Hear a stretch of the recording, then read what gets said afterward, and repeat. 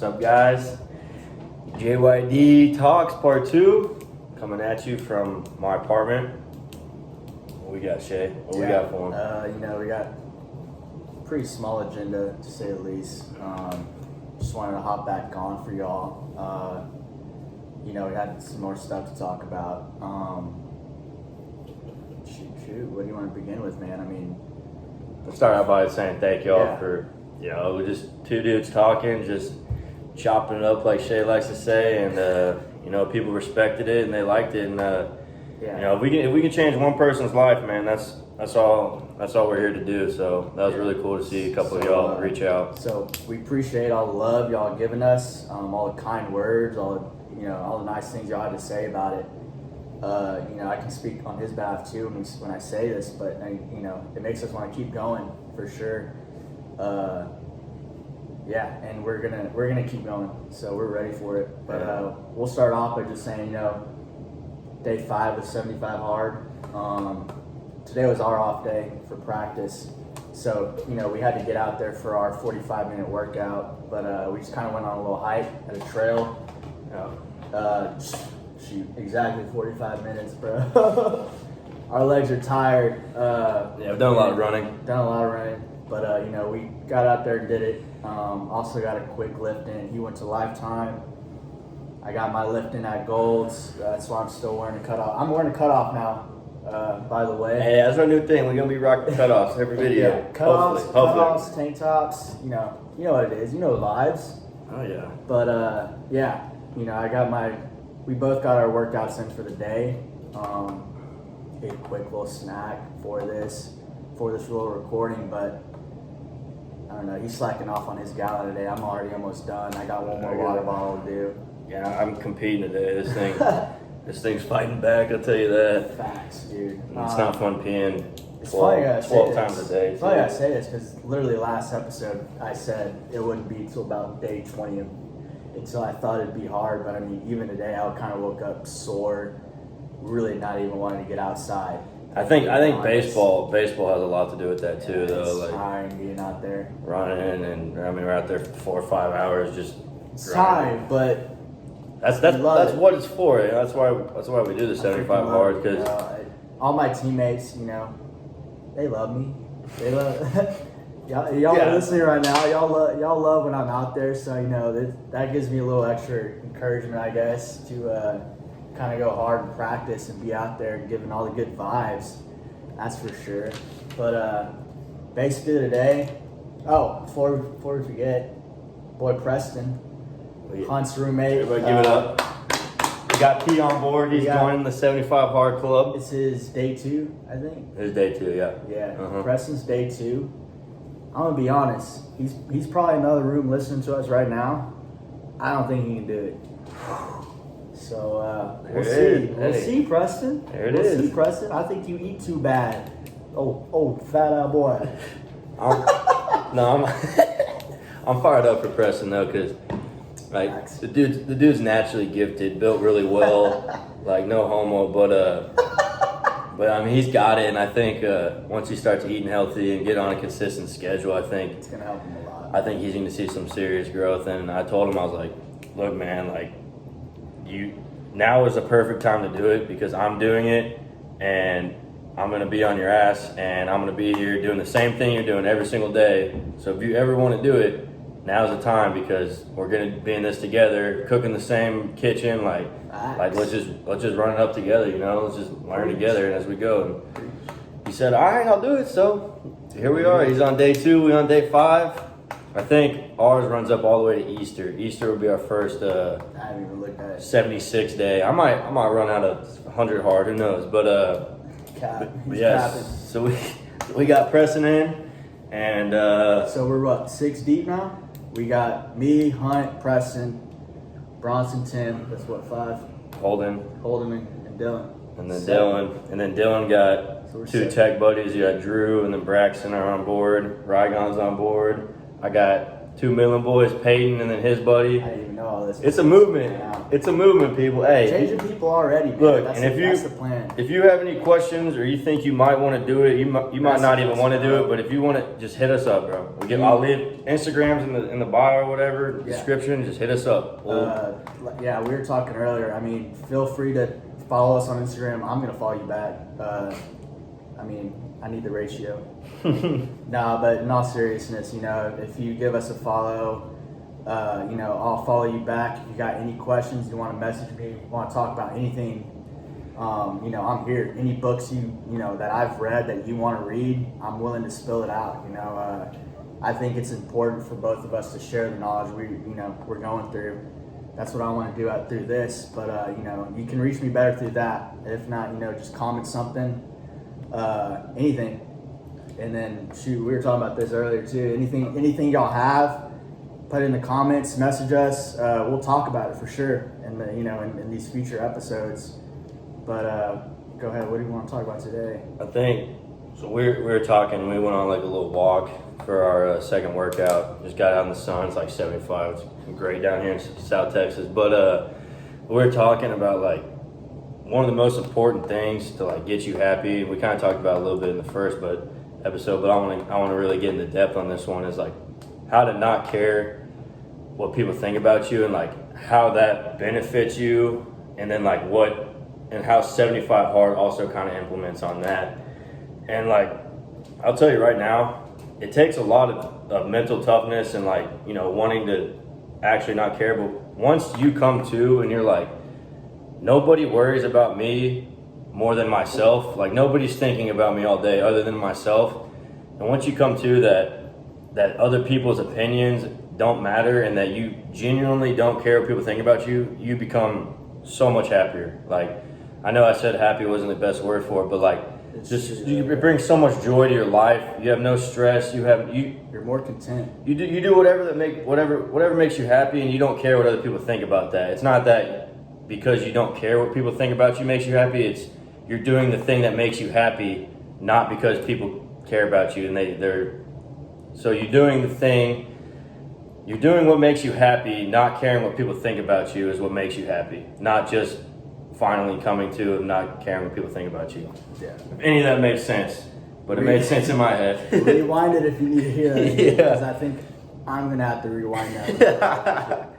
Look, it's not the not caring what people think that makes you happy. It's the doing what makes you happy, even though because you don't care what people think about you is what makes you happy. Facts. Real talk. So you know we have some stories to tell about, you know, that particular instance of how we've encountered this exact mentality of not caring what people think, doing something and not caring. So you want to go first? You know, you got your stuff, you know, you want to tell. So yeah, so for those of you that didn't watch the first one or don't know anything about me, I played high school baseball, and then I went on and played JUCO baseball.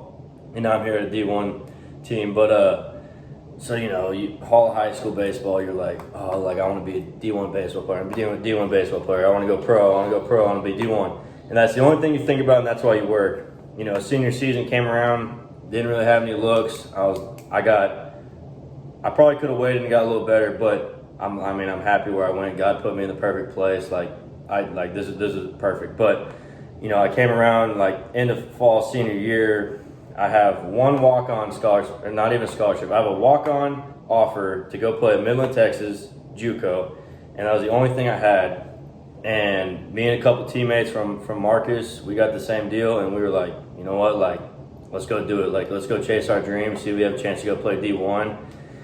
And so, you know, committing to JUCO, you know, no matter how good you are, like whether that's your skill set or not, which JUCO baseball is legit for those that don't know, like really good talent, really good competition, like super competitive, and so it's a legit thing. Like it's not what it sounds like. Like really good kids out there, but some of the best players come from JUCO for sure. But the generalized population thinks, oh, like JUCO baseball, like this kid sucks. Like, you know, he's not. And so, you know, you're in high school, you're 18 years old, you're like, oh, you know, like people are gonna think that I'm like terrible. Like I'm not that bad. Like I promise. Like, but I'm just going JUCO. Like, you know, you got your buddies are like, oh, bro, like you're going JUCO. Like you're not that bad. Like, oh, like these kids going JUCO. Like watch out. Like that's the thing, kind of like in your head in high school where you're like, oh man, like I got these kids making fun of me. Like I don't want to go play JUCO. Like I'm just gonna quit and go to school because I'm not gonna get made fun of for doing that. But what I came to realize was that these kids had no idea how good I was. They had the kids I was carrying opinions about. They had no idea how good I was. They had no idea where I was going. They had no idea the competition. You know, they didn't know my situation. And for me personally, that's kind of what made me be like, you know what, like screw those people that one, I don't even care about thinking about me, and then two, like I'm just gonna go do what makes me happy and not care what they think about me. And so I went. I was a walk-on. Started my first year, started my second year, was still a walk-on after starting 45 games my freshman year, so I was still upset about that, but fuel. Yeah, I mean, I had a chip on. I could talk about JUCO all day, but I had a chip on my shoulder for 2 full years. Just didn't want anything else but to go to the next level, and so yeah, I mean, once I got past not caring what people think, man, it was all me. I focused on myself. You know, there was no distractions out there. It was just, you know, that was the best part, because I know a lot of people that didn't go play JUCO ball just because they were worried about what Jessica thought about him across the street. You know, like, oh, this kid's going to play JUCO. He's not that good. But in reality, it's just go do what makes you happy. Like that, and going off that, like, you know, everyone has their own path in life. So like, that was Pat's hunt, and you know, he owned it, and I think, you know, for those of y'all who are listening to this right now, is that going what off he's saying, you know, doing what makes you happy and whatnot, not caring what people think, that also ties into you have your own story. So whatever you want to do with your life, go for it, head on. It's your life, you know, full out, give it all you got, because everyone in this world has different stories, and it goes especially in the baseball world, man. I mean, you got 15-year-olds in the Dominican that are already in the U.S. signing pro contracts. You got guys like us, guys like me. I mean, I've been in D1 baseball for 4 years. He's been in for 1 year. I mean, everyone's got their own story, whether you go JUCO, whether you go D2, D3, NAIA. It really does not matter. I think you just got to own your story. And I think that's just going along with not caring what people think, man. You know, like, you gotta have it deep down in your heart that what you're doing is right, and then just attack it full force, attack it head on. You know, don't care what the outside world is saying about you. Just attack your dreams. You know, one day at a time, one step at a time. And there's this huge stigma around playing D1 baseball that, like, a lot of people don't get. Like, if you play D2, D3, JUCO, NAIA, like, that's the dream that so many people would kill to be able to have. Like, if you're playing D3 baseball right now, you know, they have no scholarships, you're paying to go there, you're like, man, like, why am I doing this? Like, think about all the kids out there that would absolutely do anything that they can to be in your shoes. And that right there, that's a motivator for me too. That's like, fuel, man. Just thinking about, like, dang, like, you know, these kids don't have this opportunity and I do. Like, I'm gonna make the most of it. There's, I mean, going like what off you said, I mean, there's guys with disabilities, man, that just they absolutely live and breathe baseball, and they just they don't have the ability to do what we do, and you know, that kind of has to puts a chip on my shoulder for sure. You know, seeing these people with disabilities and whatnot, that they would literally probably die to be in my shoes right now. And by that, I mean, they would probably die to have morning lift. They would probably die to have morning runs, morning workouts and whatnot, or 5-hour practices, bro, you know, 8-hour car rides, 8-hour bus trips, you know, like, those people would, as much as we talk about how much we hate it, I appreciate it, because there's people out there that can't do it. There's people our age right now in freaking Iraq, probably, bro. And literally, I mean, Coach Hallmark talks about it all the time. There's people in a trench right now, you know, that would die to play baseball at a Division I school. Kids our age that don't have shoes.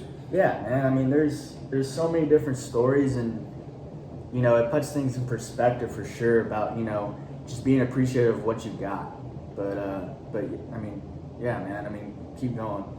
Yeah, but I mean that just don't. I just hate the D1 stigma of people. Oh, you know, you go here, like he goes here, he goes here. Oh, this makes this guy a lot cooler because he's in the Power 5. Oh, this guy's not, so he's not as cool. Oh, this guy plays NAIA, like we won't even talk to him. Like, no, like that.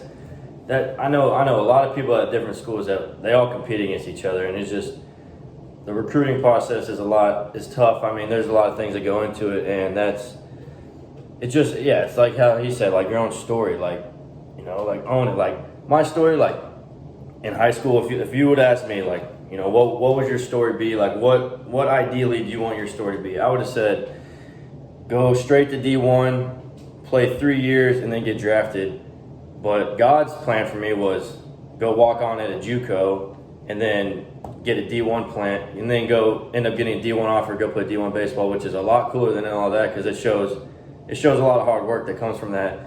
And it also shows you that God's plan is a lot better too than your own. But also, like, if I didn't go JUCO baseball, I don't think this podcast would be a thing because I wouldn't have any kind of credibility or mindset to an everyday life or just being like a junkyard dog. Like that's where like probably half of my knowledge of just being a dude came from was JUCO baseball, living in the mud, and then kind of coming out of the mud now and you know being able to look back and be like, wow, like that changed my life. Like I'm so glad that I had to do that. Yeah, I mean, I can't attest to that because I didn't go play JUCO baseball, but I mean, I have so many friends that have been there, and you know they all say the same thing. And I mean, UIW is if y'all know where UIW is, and you're listening to this, you're either like a really good friend of mine or you just really know college sports.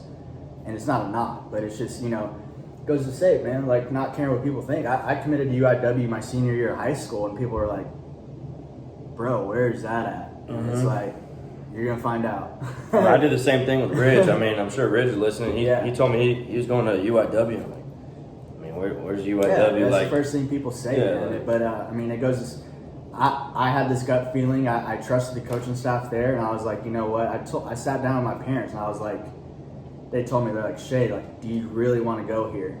And I was like, yeah, this seems like the place I want to be at. The coaching staff seems great, and it's where I want to spend my next 4 years. I mean, of course, here I am at UTSA now, but I mean, at the end of the day, you can't care what people think, man. You just got to go full force with what your life is going towards, and you know, you just got to completely own it and just keep moving forward. Do you want to tell the people about your mindset and transferring schools and like people that don't know you and like why you did that and like how your college career has looked so far? Yeah. So I mean, like Hunt also, I was also a walk-on my freshman year. I tore my labrum my senior year of high school, so that kind of put a stall on my recruiting process a little bit. And you know, that's obviously not a freaking excuse because I mean, but you know, I had aspirations like everyone else here, just like you, to go do something way better. But I mean, God placed me where He placed me, and I'm so incredibly grateful for that because of that, I've met some of my best friends at UIW. You know, those guys in the dorms. I was talking to you on this freaking walk earlier, man. Like those are some of my best friends, man. But and shoot, all glory to Him, man, for placing me in the right place. I can't give enough thanks to that. But you know, that alone put a chip on my shoulder coming into UIW injured. I couldn't even do anything till November, close to the end of fall ball. And, you know, my dad was just so worried, my whole family, like, man, like, Shea, there's a lot of kids at UIW, he might get cut. He hasn't even had the opportunity to play. And I'd be lying if, like, if I sit here and tell you that I didn't think I was going to get cut.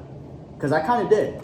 I wasn't practicing. I wasn't able to hit. I wasn't able to throw. I was like, you know what? These guys are bigger than me, stronger than me. I'm an 18-year-old kid. What am I going to bring of value?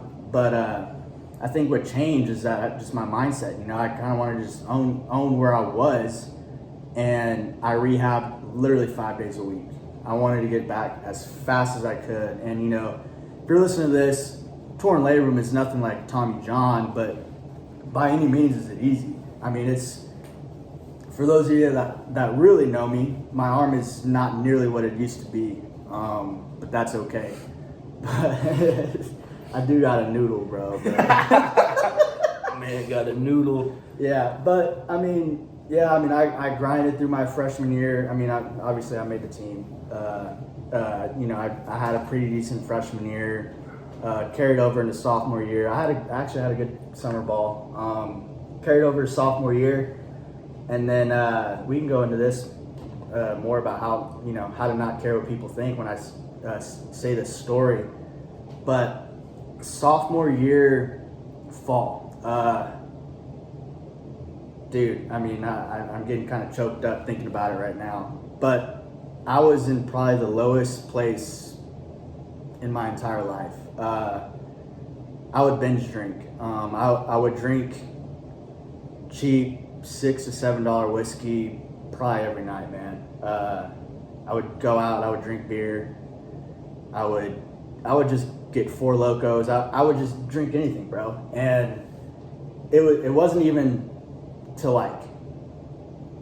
I can't even explain why I did it, dude. Like looking back now, but I mean it's. I'm gonna get to this in a minute, but I mean, dude, I was in a low spot, and looking back at it now, I really just can't fathom how low I was. But something clicked about December where I had gone almost the whole fall of not playing that great of baseball, not nearly as good as I could have been. And was I gonna play pretty much? Yeah, I thought so. But I wasn't gonna be an everyday starter. I wasn't gonna be that impact player that, one, I dreamed about, or two, my family expected, or three, my coaches back home even expected. You know what I'm saying? So December rolls around, man, and then I go home for the holidays, and being home with my family, it's kind of discouraging whenever your family's like, wow, you're kind of throwing those whiskey cokes down pretty fast, Shea. And as a 20-year-old, I think at the time, 19, 20-year-old, I was like, man, this is cool. My dad just gave me a compliment because I'm drinking good. But it's like, is that even a good thing? Heck no, man. And then I don't know, something clicked between that time in January. It was into winter break, and then January I was just I looked myself in the mirror, man, and I was just what do you want to do with yourself this season? Think about it right now. And I vividly remember being at home in Austin, just crying in the mirror, just you are such a shit show, Shea. Put it away. And right then and there, I went to go work out. I mean, I went to go lift. I got a gym membership. I didn't even have a gym membership, man. And you look at me now, it's what the hell? You know what I'm saying? I used to be tiny, but I got a gym membership that day. I went to go lift. I started taking care of my body the best I have ever. I started eating right. I started drinking right. I put all alcohol away. And I get back in January, and I tell my friends, I'm like, hey, I'm not drinking this season. And what do my roommates say to that? Because I've been drinking literally all fall. They're like, dude, no, you're not, bro. You're freaking Shea. You're gonna come drink with us. And I'm just like, no, man, I'm not. And it goes to say, I didn't care what they were gonna say about me, because I wanted to be the guy that year. I wanted to prove my family right and prove myself right, even more so, that what I could do with this season is big. And needless to say, I had the best year of my life that sophomore year at UIW. And I mean, those of you who are close to me, y'all know that, especially the ones listening right now that were my teammates there. I was I'm a bragging man. I was a different breed, bro. I played really good baseball year in and year out. and it was the most fun I've ever had. But it all just started with not caring what your friends think. You know, I remember my parents would come watch me play, and, you know, they'll be like, man, you had a really good game. You know, let's take you out for, you know, some Mexican food and a beer. What do you say? And I'm like, I'll go eat with y'all, but I'm gonna drink some water. And, you know, that's kind of when they saw, like, you know, he's doing his thing really good. And I don't know, that's my big story of not caring what people thought about me. I was in a real low place, bro. I have a question for you. So, like, so when you're in your low place and then when you're in your high place, what changed, like, with finding the Lord, like, with your prayers and, like, like what was the difference maker in getting filled up by the Lord? Like, were you closer when you were happier? Like, were you, like, let me hear that. I've told you this before. I was way closer with him. I started praying a lot more. I started reading a lot more. I started doing devotionals. Just kind of like, even little by little. It's not like I was reading the Bible from end of the book to end of the book, but I was just, you know, researching.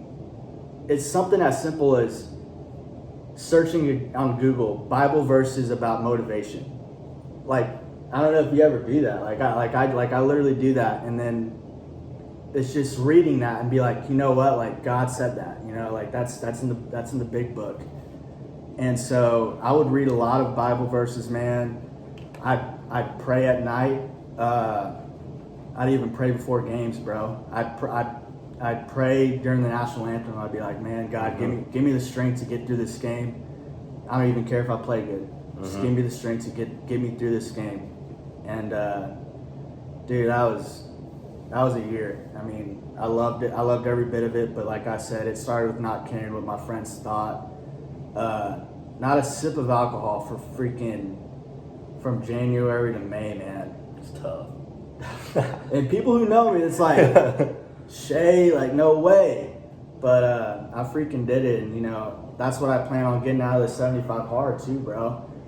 You know, that was my best year yet, and I kind of want to do the same here. And I'm excited, and, you know, I don't care what, you know, my friends say, you know, oh, you used to do this, you used to be that. You know, are you even going to be fun anymore? It's like, nah, I don't even care if I'm not fun anymore. On me balling. But yeah.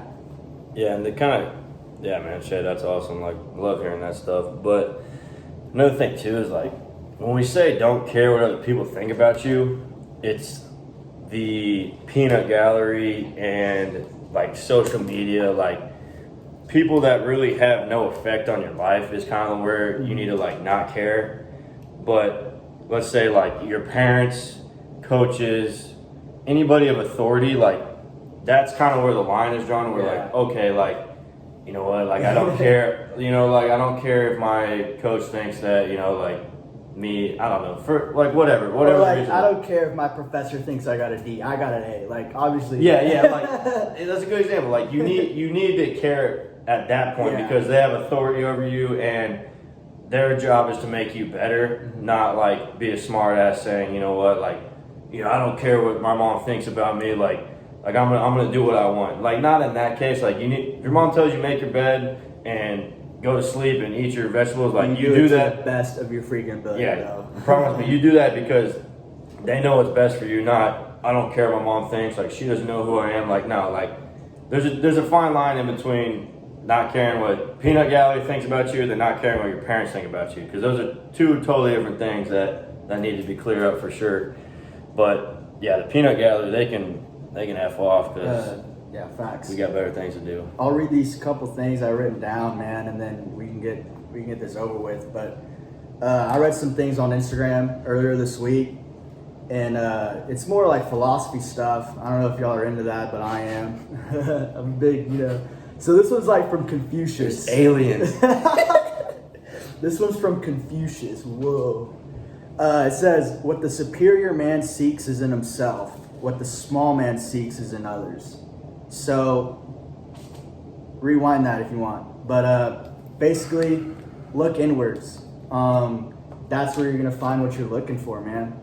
You can't look to others to find out what you want to do with your life. It's got to ultimately come from freaking within, bro.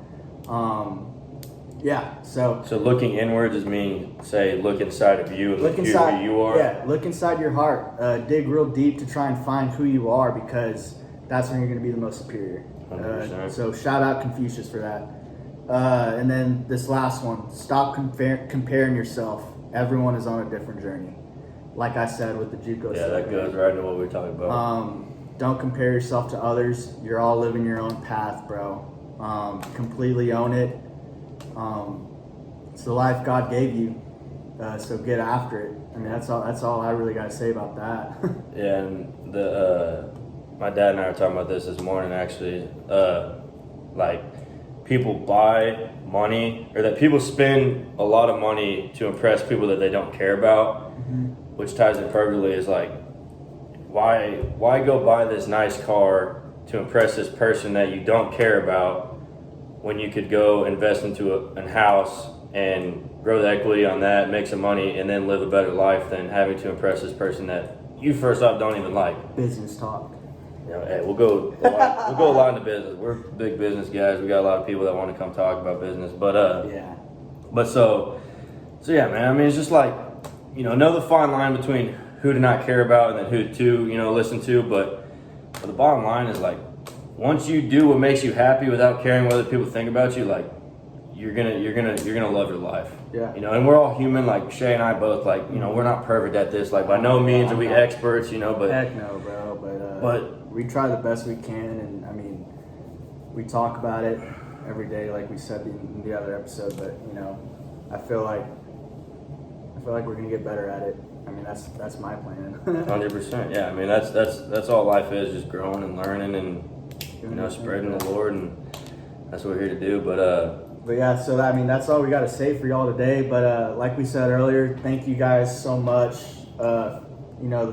The few people who did reach out and talk to us. I know he had quite a few, so did I. But that stuff means a lot, then man. That we're already kind of touching people. I mean, that was the main goal coming into this. We wanted to reach a wider spectrum of audience, man. And it really does mean a lot, and we're gonna keep this up for sure, because we got a lot to say. We're just getting started, bro. Yeah. We got so much stuff to say to y'all. But, yeah, like you said too, like, hit us up on Instagram or whatever, and hit me up. Comments. Like, promise you, I'll we follow love talking about this stuff. So if I don't follow back immediately, I'm probably at practice. Yeah. But or looking at Haley Sluss's Instagram. Haley Sluss. If you're watching this, Haley Sluss, please hit me up. Please hit me up. Even though you're. I know we heard you had a boyfriend today, but. Dude, I swear to God, that crushed my heart, dog. I didn't know that. All right. Later. All right. Appreciate y'all. Peace. Goofy.